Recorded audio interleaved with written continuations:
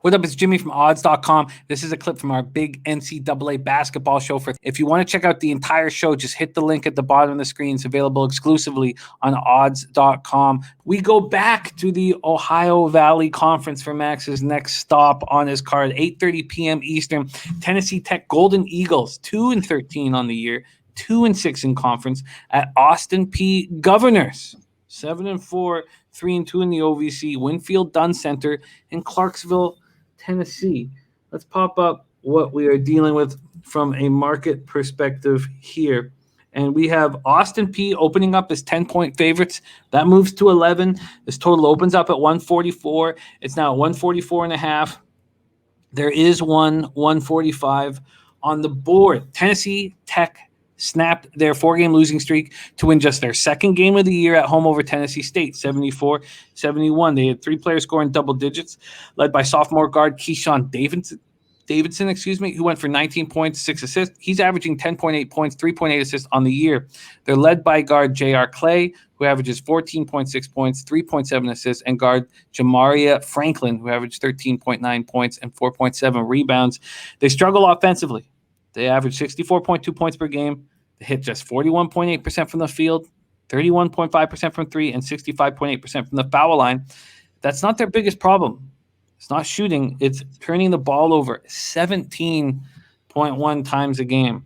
Austin Peay coming off their third win in 4 games, 74-71 at Eastern Illinois as 1-point dogs.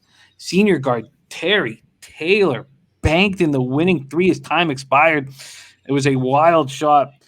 He went for a season-high 38 points and 17 boards, averaging 21.2 points, 11.4 boards on the season. Only one other player scores in double digits, senior guard Reginald G., who averages 10.9 points. They hit 44.9% from the field, 30.9% from 3, and 71.4% from the foul line. Max, the Governors, as 11-point favorites in the OVC. Take it away. Jim, with Austin Peay, this is a team that I've watched, thought that was going to be a bet-on team from game 1 to game over, and that just hasn't facilitated itself. You know what? I think that with Austin Peay, the fact is they've been a slow starter. They've been susceptible to falling behind early in games and having to battle back. And as far as first-half unders, if you can get something higher than 66, always grabs my attention. When I look at Austin Peay, they do struggle to win big. I don't think they've won a game by double digits all year. And that was pretty surprising considering that they were going to have this trio of Scary Terry Taylor, Carlos Paez, and Jordan Adams. Well, that hasn't really happened. And I think that with this Austin Peay team, we've seen them really downgrade their offense, whether that be tempo, whether that just be running a lot more to Taylor on the low block.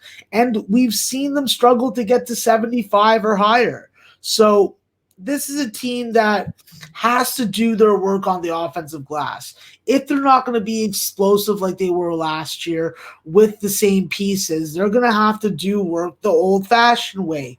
Get on the glass, get yourself those extra possessions, get yourself those over-the-back fouls that put your opponent's front court players on the pine. So they got to play old-school basketball. When it comes to common opponents that both these teams have in common, it is Tennessee State. Tennessee Tech beat them by 3 most recently. Tennessee State lost by 9 to Austin Peay. I think with Tennessee Tech, they're just bad on the road. You know, this is a team that has to hit 9 threes or more in a game. And if they do, things go right for them. Hence the Tennessee State game where they hit 10 threes. I think that with this Tennessee Tech team, they do have the potential to be a very ball-hawking type team that takes the ball away from you when you are being lackadaisical or getting a little too comfortable. However, with Tennessee Tech, the three-point shot relatively seals the deal or kills them. If they're hitting it, then they're in it. If they're not, then they're getting blown out. And with this team, we have seen them when they lose bad. They give up 80 plus to every team that blows them out and beats up on them. And even Jacksonville State was able to put up 74 and 73 points in their home and home, or their 2-game series. So I think that with Tennessee Tech, they need to mix up some of their depth when it comes to trying to find the best lineup that works against Austin Peay's defense and that can guard Austin Peay on the other end. However, I just don't think that's going to happen. I think that Austin Peay is going to get a similar type performance that we've seen often from Scary Terry Taylor. I would not be surprised to see him put up 35 plus. And I think that with this game, if Austin Peay is going to get their way and play their style of game where Terry Taylor is where he is taking the most shots, having the ball ran through him the most possessions, I don't see this game going over. So this is a spot where I would be looking at the 145 under, Jim. And as far as the side, if I could have gotten 10 or 10.5, I would have taken Austin Peay, but I'm not willing to take them any higher.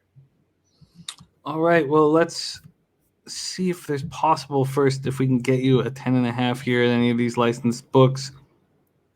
And we can't. In fact, FanDuel's moved it to 11.5. So that is not going to be available. Let's just see if Circa, is there any way that Circa can? No, they've moved to 11.5 as well.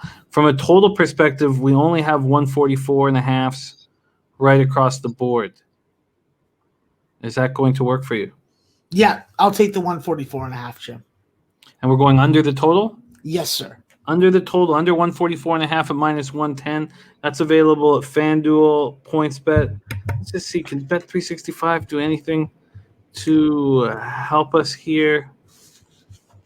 And they're hanging in 11, but 144.5 as well. Okay, so under 144.5 at minus 110, and that is available at FanDuel.